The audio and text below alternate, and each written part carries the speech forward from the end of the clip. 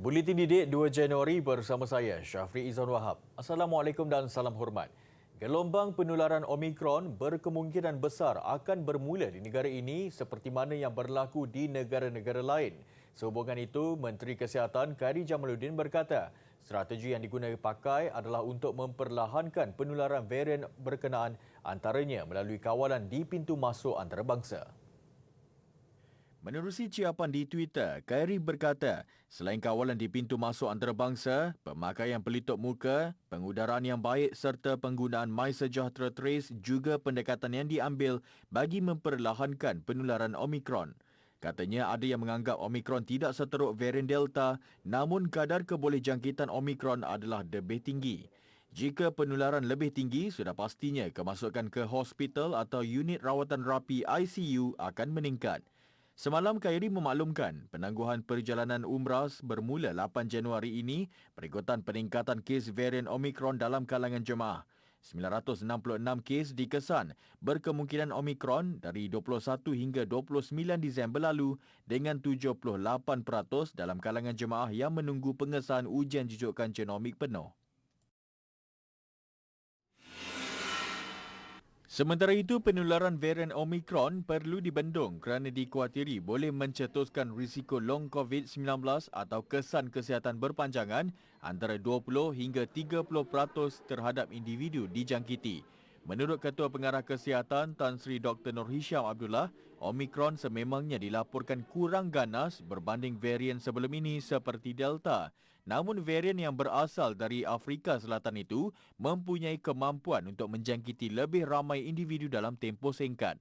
Tegas Tan Sri Nur Hisham, golongan rentan lebih berisiko untuk masuk ke hospital dan unit rawatan rapi ICU. Walaupun tidak mengalami gejala atau hanya mengalami gejala ringan, virus ini boleh menyebabkan kesan berpanjangan. Varian Omikron kini dikesan di sekurang-kurangnya 7 negeri di Malaysia, iaitu Selangor, Kedah, Pulau Pinang, Johor, Pahang, Sarawak dan Sabah.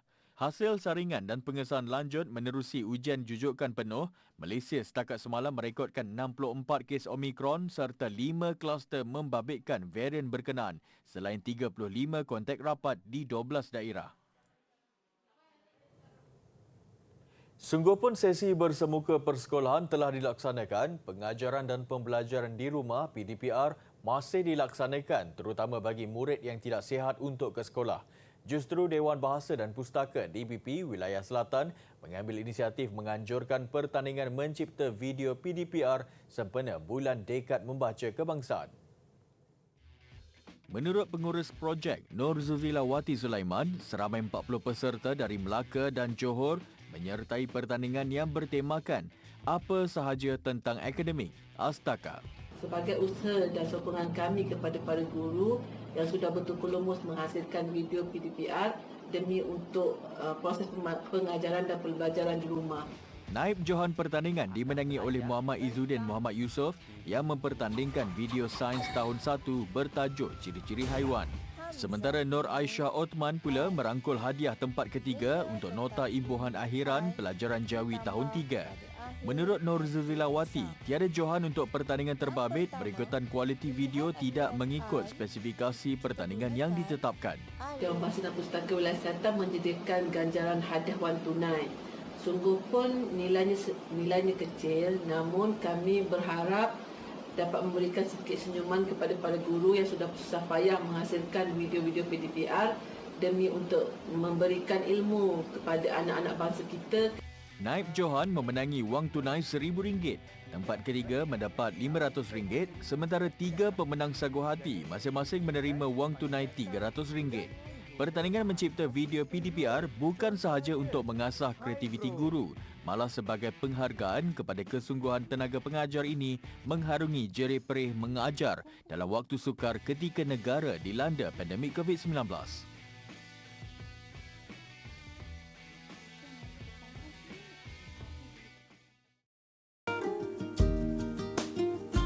Sumbangan bantuan bencana banjir. Anda boleh menyalurkan sumbangan anda kepada Yayasan Didik Negara menerusi akaun bank tertera. Sumbangan berbentuk barangan pula boleh disalurkan ke Pusat Pengumpulan Barang YDM.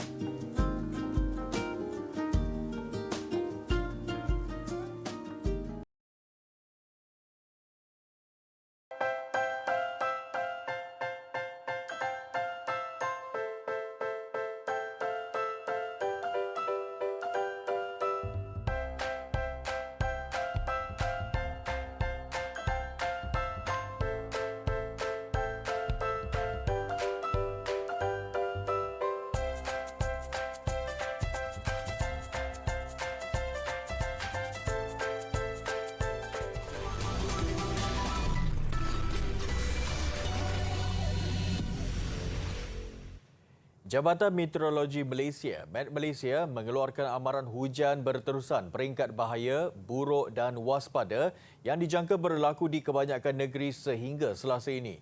Menerusi kenyataan yang dikeluarkan, Met Malaysia memaklumkan negeri-negeri itu yang dijangka terjejas ialah Johor, Pahang, Negeri Sembilan, Melaka, Sabah, Kelantan, Terengganu, Perak, Selangor, Kuala Lumpur dan Putrajaya. Amaran hujan sangat lebat berterusan peringkat bahaya diramalkan di Johor membabitkan daerah Tangkak, Muar, Batu Pahat, Pontian dan Johor Bahru hari ini. Manakala amaran hujan lebat berterusan peringkat buruk pula dijangka berlaku di Pahang melibatkan Jerantut, Maran, Kuantan, Bera, Pekan dan Rompin selain seluruh Negeri Sembilan dan Melaka sehingga esok. Keadaan ini turut melibatkan 5 daerah di Johor iaitu Segamat, Keluang, Mersing, Kulai dan Kota Tinggi serta Sabah iaitu di Sandakan, Telupit, Beluran serta Kudat. Met Malaysia juga mengeluarkan amaran hujan berterusan peringkat waspada di Kelantan, Terengganu dan Pahang melibatkan Cameron Highland, Lipis, Raub, Bentong dan Termeloh sehingga Selasa ini. Situasi sama turut dijangka berlaku di Perak, Selangor, Kuala Lumpur dan Putrajaya.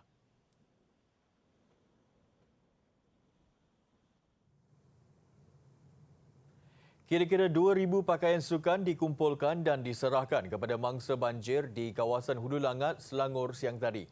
Sumbangan menerusi misi bantuan pakaian sukan untuk mangsa banjir itu dicetuskan oleh Kumpulan Pengamal Media Sukan Tanah Air. Kesemua pakaian ini adalah sumbangan daripada peminat sukan dan bekas atlet negara. Misi yang diketuai Datuk Jasni Syafi ini disertai oleh beberapa kenderaan pacuan 4 roda daripada pasukan penganjur acara pacuan 4 roda terbaik antarabangsa Rainforest Challenge RFC. Antara barangan yang disampaikan ialah pakaian sukan, kasut dan beberapa pakaian wanita yang disumbangkan oleh peminat-peminat sukan dari seluruh negara serta bekas atlet. Kita dapat sampaikan kepada khususnya kepada anak-anak muda lah yang mereka memerlukan pakaian sukan. Ada pakaian sukan terpakai, ada pakaian sukan baru. Misi ini yang dilancarkan 2 minggu lalu bertujuan membantu mangsa yang kehilangan atau kerosakan harta benda setelah dihanyutkan air. Pakaian ini ditempatkan di 4 lokasi iaitu di Pekan Batu 14, Pekan Batu 18, Kampung Jawa dan Kampung Sungai Lui. Ini kami datang sini sebab ada cikgu-cikgu kata kat sini ada barangan bantuan macam barang kasut sukan dengan baju sukan. So kami datanglah ambil kesempatan dekat sini.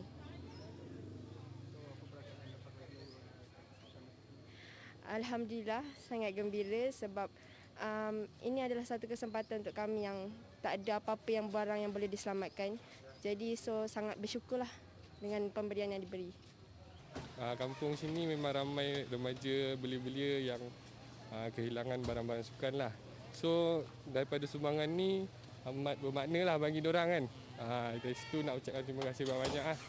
So lepas ni diorang boleh teruskan bersukan macam biasa. Misi ini akan diteruskan ke negeri lain yang terjejas jika sumbangan mendapat sambutan dari orang ramai.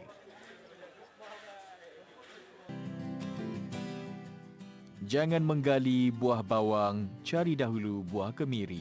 Jangan mencari salah orang, carilah dulu salah sendiri. Kecil-kecil cili Melaka. Maksudnya, meskipun kecil, tetap berani.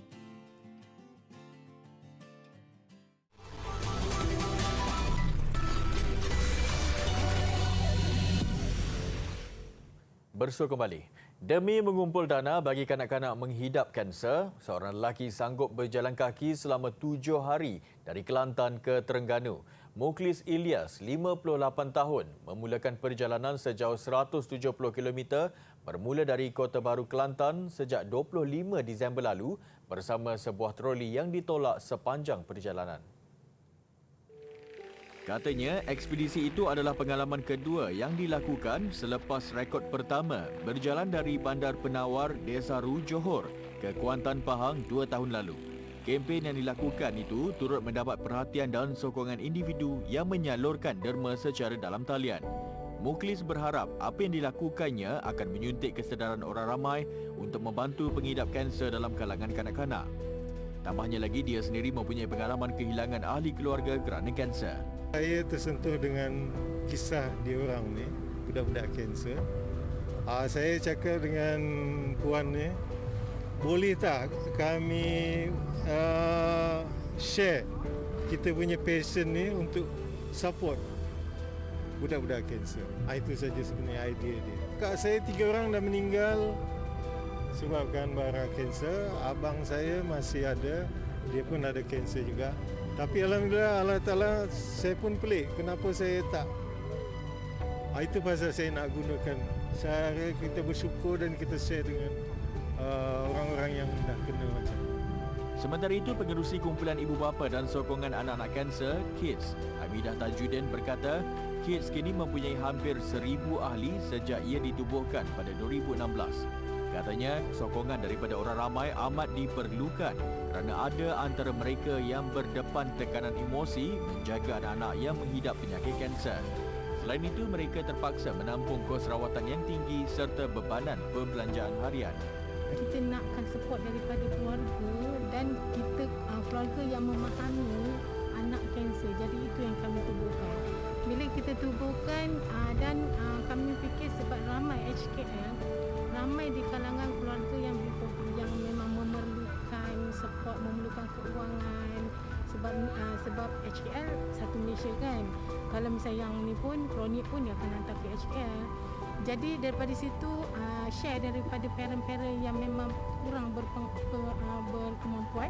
Lepas itu kami daftar dengan ROS dan kami cuba bantu mereka yang dalam kesusahan. Muklis bercadang untuk menyambung niat asalnya yang tergendala sebelum ini disebabkan pandemik COVID-19 yang melanda seluruh dunia dengan melakukan ekspedisi yang sama dari Madinah ke Mekah.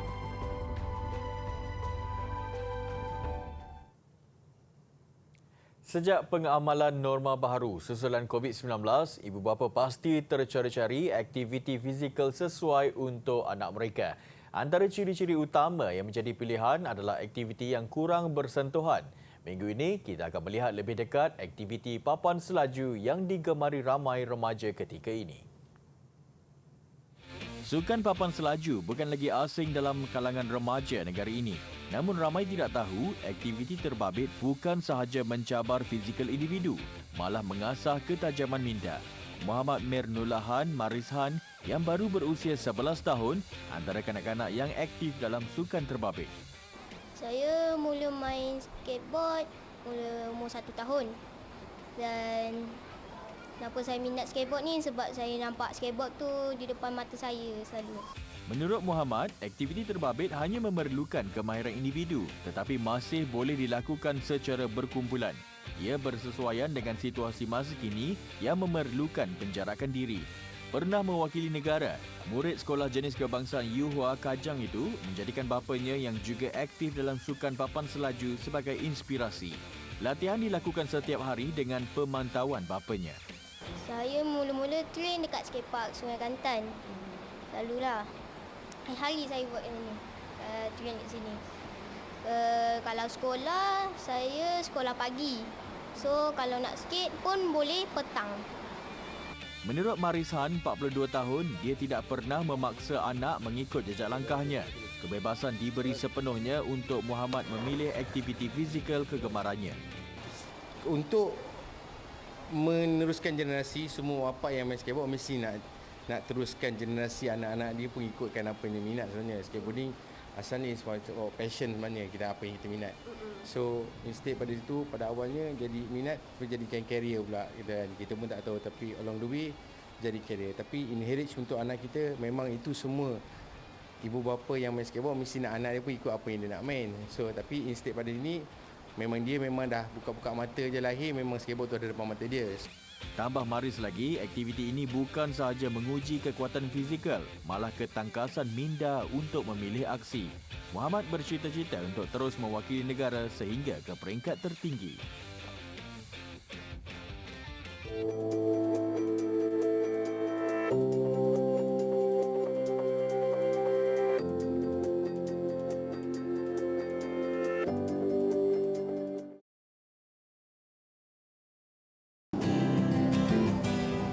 Ini ialah gambaran mikroskopik bagi batuan yang mengandungi minyak.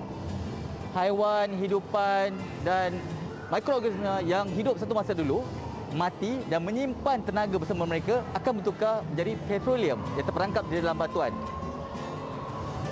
Minyak atau petroleum sememangnya terdapat di dalam batuan ini. Kerana itulah kita panggilnya petroleum, petro batu, oleum minyak. Walaupun batu ini akan dikelilingi oleh satu batuan endapan yang sangat padat yang tidak membenarkan minyak ataupun gas mengalir melaluinya. Sehinggalah kita datang menggerudi dan mengeluarkan minyak tersebut.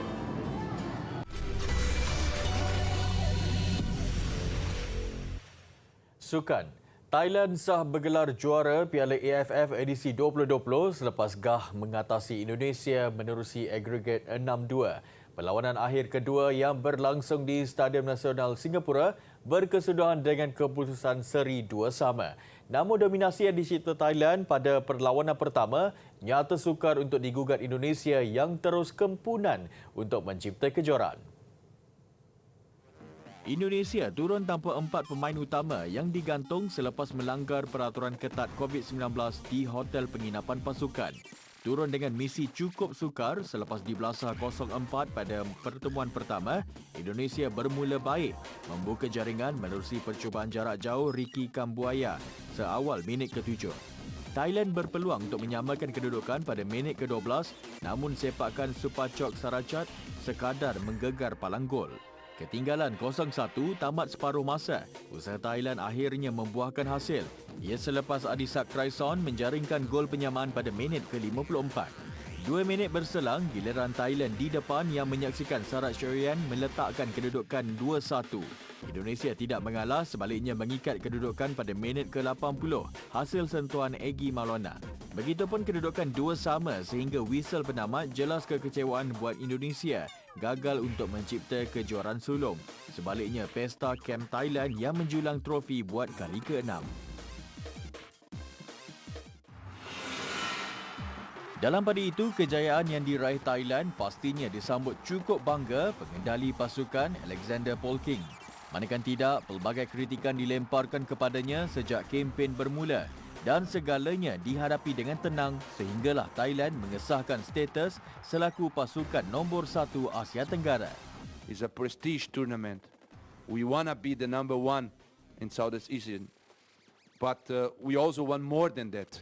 We don't want to win here and then go to the Asia qualifiers or to the World Cup qualifiers and don't have a chance. And what I can tell you is a lot of work, of course, but we have to believe.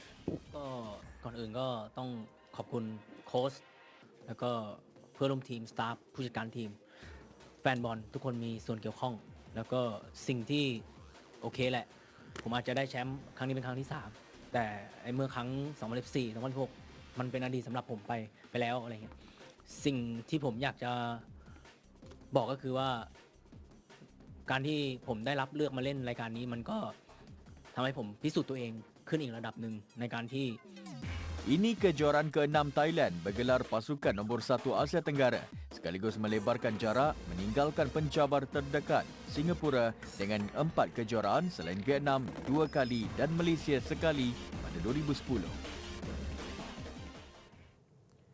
Beralih ke perkembangan Liga Perdana Inggeris, 3 perlawanan berlangsung bagi aksi ke-21 dengan pertemuan Arsenal menentang Manchester City menjadi tumpuan.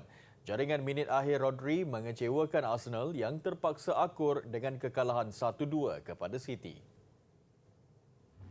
Arsenal yang menguasai perlawanan sejak dari awal ceria memecah kebuntuan menerusi jaringan Bukayo Saka pada minit ke-31. Manchester City kemudian dihadiahkan sepakan penalti dengan Riyad Mahrez kembali menyamakan kedudukan pada minit ke-57. Kehilangan Gabriel yang dilayangkan kad merah 2 minit berselang memberi kelebihan kepada City dengan Rodri muncul wira menjaringkan gol kemenangan di penghujung permainan. Turut mengutip mata penuh Tottenham Hotspur yang berjaya mengatasi Watford 1-0. Gol tunggal perlawanan hadir di penghujung permainan selepas Davinson Sanchez menanduk masuk sepakan percuma Son Heung-min. Sementara itu, kebangkitan yang cuba dilakukan Crystal Palace tidak menjadi kenyataan selepas terpaksa akur dengan kekalahan 2-3 kepada West Ham United.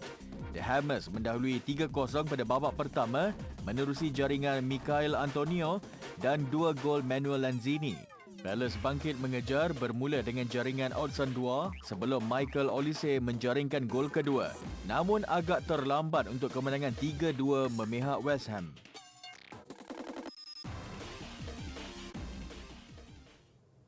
Ini pula saingan tenis Piala ATP. Poland dan Serbia lega mencatat kemenangan pada perlawanan pembukaan masing-masing.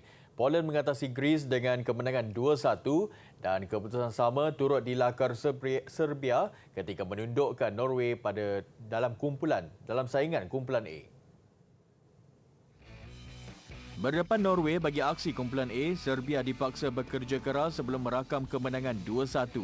Filip Krajinovic menghadiahkan mata pertama menerusi kemenangan 6-2 dan 7-5 ke atas Viktor Durasovic. Bagaimanapun kedudukan kembali seimbang selepas Kasper Ruud mengatasi Dusan Lajovic 6-3 dan 7-5. Perlawanan ketiga, pertemuan gandingan Krajinovic dan Nikola Šašić menentang pasangan Durasovic dan Ruud. Kemenangan 7-6 dan 6-3 berjaya dirakam Krajinovic dan Šašić, memastikan keputusan 2-1 memihak Serbia.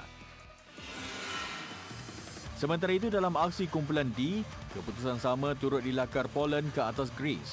Kecederaan yang dialami Stefanos Tsitsipas menyaksikan Greece menyenaraikan Aristotelis Thanos yang nyata sukar untuk mengatasi Hubert Hurkacz dengan keputusan 1-6 dan 2-6.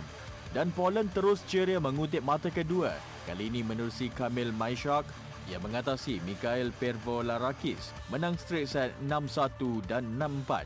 Tsitsipas hanya dapat menebus kekecewaan selepas gandingan bersama Pervolarakis mengatasi Hurkacz dan Janzi Elenski 6-4, 5-7 dan 10-8.